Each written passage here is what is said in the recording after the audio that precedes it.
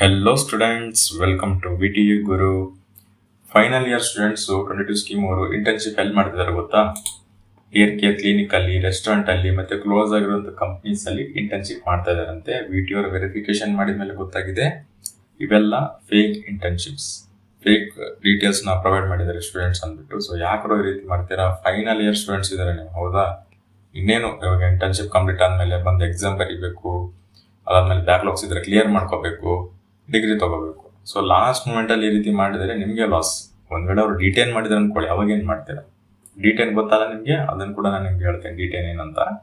And ಮುಂದೆ ಯಾರಾದ್ರೂ ಈ ರೀತಿ ಮಾಡಿದ್ರೆ VTU ಖಂಡಿತ ಡಿಸಿಪ್ಲಿನರಿ ಆಕ್ಷನ್ ತಗೋತಾರೆ. Be taken if such cases wear repeated. Okay, ಈ ವಿಡಿಯೋ ನಿಮ್ ಜೂನಿಯರ್ಸ್ ಕೂಡ ಶೇರ್ ಮಾಡ್ರಿ. ಅಂಡ್ ಯಾರು ಈ ವಿಡಿಯೋ ನೋಡ್ತಾ ಇದ್ದೀರಾ, ನೀವು ಒಂದ್ ವೇಳೆ ಇಂಟರ್ನ್ಶಿಪ್ ಇನ್ನ ಎಡ್ಸನ್ ಬಂದಿಲ್ಲ ಅಂತಂದ್ರೆ ನೆನ್ಪಿಟ್ಕೊಳ್ಳಿ, ಯಾರು ನಿಮ್ಮ ಫ್ರೆಂಡ್ಸ್ ಇದೇ ರೀತಿ ತಪ್ಪುಗಳನ್ನ ಮಾಡ್ತಾ ಇರ್ತಾರಲ್ಲ, ಒಂದು ಫನ್ ರೀತಿ ತಗೋತಾರೆ ಇವನ್ನೆಲ್ಲ. ಆ ರೀತಿ ತಗೋಕ್ ಹೋಗ್ಬೇಡ್ರಿ, ಪ್ರತಿಯೊಂದು ಫನ್ ಆಗಕ್ಕಾಗಲ್ಲ. ಓಕೆ, ಅದಕ್ಕೆ ನೆಕ್ಸ್ಟ್ ಟೈಮ್ ಈ ರೀತಿ ಮಾಡಿದ್ರೆ ಖಂಡಿತ VTU ಅವರು ಸ್ಟ್ರಿಕ್ಟ್ ಆಕ್ಷನ್ ತಗೋತಾರೆ. ಸ್ಟ್ರಿಕ್ಟ್ ಆಕ್ಷನ್ ಅಂದ್ರೆ ಡಿಟೇನ್ ಮಾಡ್ಬೋದು, ಅಥವಾ VTU ಯೂನಿವರ್ಸಿಟಿ ಕಡೆಯಿಂದ ರಿಮಾರ್ಕ್ ಆದ್ರೂ ಕೊಡ್ಬೋದು. ಯೂನಿವರ್ಸಿಟಿ ಕಡೆಯಿಂದ ರಿಮಾರ್ಕ್ ಏನಾದ್ರು ಬಿತ್ತಪ್ಪ ಅಂತಂದ್ರೆ ಬೇರೆ ಯಾವ ಕಾಲೇಜ್ ಅಥವಾ ಯಾವುದೇ ಒಂದು ಯೂನಿವರ್ಸಿಟಿಯಲ್ಲಿ ನಿಮಗೆ ಅಡ್ಮಿಷನ್ ಸಿಗೋದಿಲ್ಲ. ಈ ರೀತಿ ಕೂಡ ಆಗುತ್ತೆ.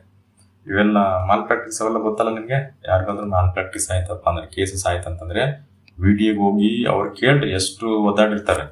ಚೀಟಿಂಗ್ ಮಾಡಬಾರ್ದಾಗಿತ್ತಪ್ಪ, ನಾನೇನು ಓದಿ ಬರ್ದು ಪಾಸ್ ಆಗ್ಬೇಕಾಗಿತ್ತು ಅಂತ ಅವಾಗ ಅನ್ಸುತ್ತೆ, ಆ ರೀತಿ ತಪ್ಪನ ಮಾಡಿದ್ಮೇಲೆ. ಸೊ ಅದಕ್ಕೆ ದಯವಿಟ್ಟು ಆ ರೀತಿ ಮಾಡಕ್ ಹೋಗ್ಬೇಡ್ರಿ. ಇಂಡಿಯನ್ ಎಕ್ಸ್ಪ್ರೆಸ್ ಆಗಿರ್ಬೋದು, thehindu.com ವೆಬ್ಸೈಟ್ ಆಗಿರ್ಬೋದು, ಓಕೆ, ಪ್ರತಿಯೊಂದರಲ್ಲೂ ಇವೆ ಸುದ್ದಿ full. Bengaluru VTU finds engineering students interning at gyms, bars ಮತ್ತೆ ರೆಸ್ಟೋರೆಂಟ್ಸ್. ನೋಡ್ರಿ, ಟೆಕ್ ಒಂದು ವೆಬ್ಸೈಟ್, ಇದರಲ್ಲಿ ಕೂಡ ಇದ್ರ ಬಗ್ಗೆನೇ ಫುಲ್ ವೈರಲ್ ಆಗ್ತಾ ಇದೆ ಬಹಳ. ಅಂಡ್ VTU ಇದ್ರ ಬಗ್ಗೆ ಡಿಸ್ಕಷನ್ ನಡೀತಾ ಇದೆ, ಏನೇನು ಆಕ್ಷನ್ ತಗೋಬೇಕು, ಏನೇನು ಪನಿಷ್ಮೆಂಟ್ ಕೊಡಬೇಕು ಸ್ಟೂಡೆಂಟ್ಸ್ಗೆ ಅಂತ. ನೋಡೋಣ, ಏನಾದರೂ ಅಪ್ಡೇಟ್ ಬಂದಿದ್ರೆ ನಾನು ಕೂಡ ನಿಮಗೆ ತಿಳಿಸ್ತೇನೆ. ನೆಕ್ಸ್ಟ್ ಟೈಮ್ ಈ ರೀತಿ ಮಾಡಬೇಡ್ರಿ. ಖಂಡಿತ ಈ ರೀತಿ ಮಾಡೋದ್ರಿಂದ VTU ಅವರು ಕೂಡ ಸ್ಟ್ರಿಕ್ಟ್ ಆಕ್ಷನ್ ತಗೋತಾರೆ ನಿಮ್ಮ ಮೇಲೆ. ಓಕೆ, ಡಿಟೇನ್ ಏನಂತ ಹೇಳ್ತೀನಿ ನೋಡಿ. ಡಿಟೇನ್ ಆಯ್ತಪ್ಪ ಅಂತಂದ್ರೆ 1 year ಅಥವಾ 1 month ಅಥವಾ 3 months. 1 month ಅಂತಿರಲ್ಲ, ಆಲ್ಮೋಸ್ಟ್ 3 months, 6 months, ಇಲ್ಲಂತಂದ್ರೆ 1 sem. ಇನ್ನೂ ಜಾಸ್ತಿನೂ ಇರ್ಬೋದು. ಓಕೆ, ಇಯರ್ಸ್ ಏನಿದೆ ಇನ್ನೂ ಜಾಸ್ತಿನೂ ಮಾಡ್ಬೋದು. ಇವಕ್ಕೆಲ್ಲ ನೀವು ನಾಟ್ ಎಲಿಜಿಬಲ್. ಅಂತಂದ್ರೆ 1 ವರ್ಷ ತನಕ ನೀವು ಕಾಲೇಜ್ಗೆ ಹೋಗೋಕ್ಕಾಗಲ್ಲ, ಮನೆಯಲ್ಲೇ ಇರಬೇಕು, TC ಕೊಡಲ್ಲ, ಕೊಟ್ಟರು ಬೇರೆ ಕಾಲೇಜಲ್ಲಿ ಅಡ್ಮಿಷನ್ ಆಗಂಗಿಲ್ಲ, ಹೌದಾ?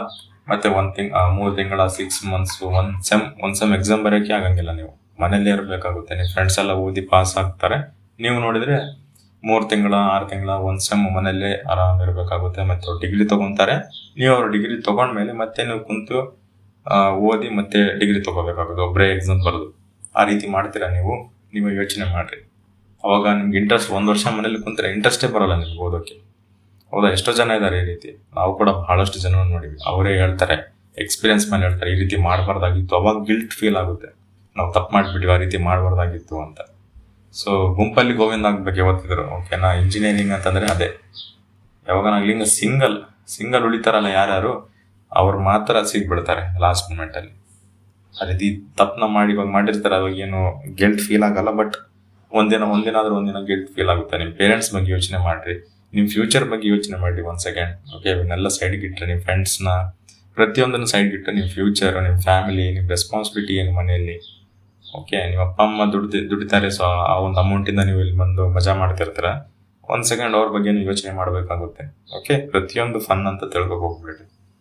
ಆ್ಯಂಡ್ ನಿಮ್ಗೆ ಇಂಟರ್ನ್ಶಿಪ್, ಕೆಲವೊಬ್ರು ಹೇಳ್ತಾರೆ ನಮ್ಗೆ ಇಂಟರ್ನ್ಶಿಪ್ ಸಿಗೋದಿಲ್ಲ, ನಾವು ಎಷ್ಟೋ ಟ್ರೈ ಮಾಡ್ತೀವಿ, ಇಂಟರ್ನ್ಶಿಪ್ ಸಿಗ್ತಾ ಇರಲ್ಲ ಅಂತ ಹೇಳ್ತಾರೆ. ಸೊ VTUದು ಒಂದು ವೆಬ್ಸೈಟ್ ಇದೆ, ಹೌದಾ? ಗೊತ್ತಿರೋಂಗೆ ನಿಮ್ಗೆ ಆಲ್ಮೋಸ್ಟ್ ಪ್ರತಿಯೊಬ್ಬರಿಗೆ ಗೊತ್ತಿರಬೇಕು ಈ ವೆಬ್ಸೈಟ್ ಬಗ್ಗೆ. ಈ ವೆಬ್ಸೈಟ್ ಅಲ್ಲೇ ಇದೆ, ಫ್ರೀ ಇಂಟರ್ನ್ಶಿಪ್ಸ್ ಇದಾವೆ, ಮತ್ತೆ ಪೇಯ್ಡ್ ಇಂಟರ್ನ್ಶಿಪ್ಸ್ ಕೂಡ ಇದಾವೆ. ಅದನ್ನು ಕೂಡ ನಾನು ತೋರಿಸ್ತೇನೆ. ಇದು ಪಾಪ್ಯುಲರ್ ಇಂಟರ್ನ್ಶಿಪ್ಸ್ ಇವೆಲ್ಲ. ಓಕೆ, ಅದಾದ್ಮೇಲೆ ವ್ಯೂ ಆಲ್ ಮಾಡೋಣ.